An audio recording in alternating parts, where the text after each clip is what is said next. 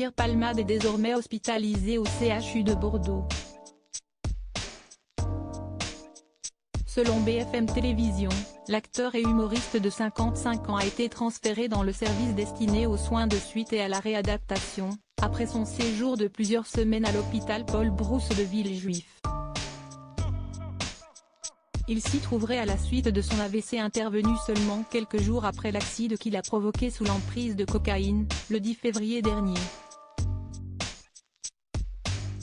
Sur place, il est pris en charge par une équipe de médecins spécialistes, et peut compter sur la présence de sa famille à proximité.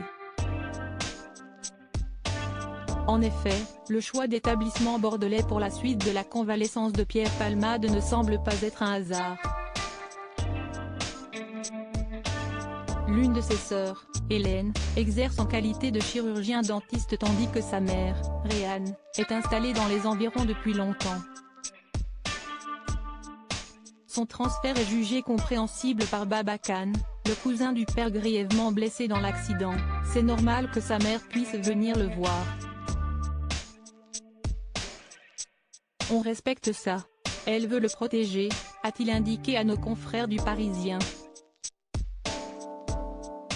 Pierre Palmade, François Cluzet, Benoît Magimel.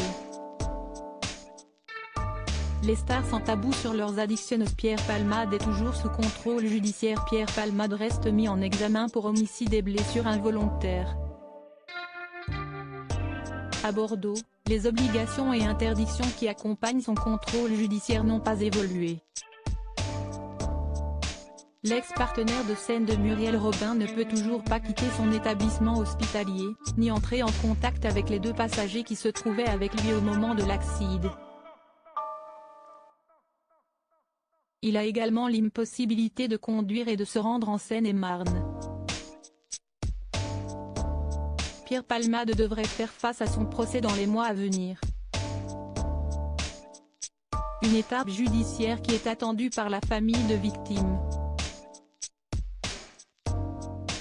L'essentiel, pour nous, c'est qu'il soit jugé, a indiqué Baba Khan, le cousin du père grièvement blessé dans l'accident.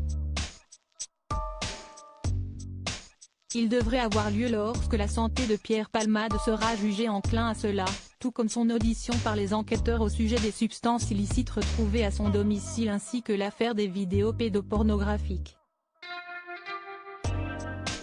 Crédit photo, Gouye, Jacques Ovide.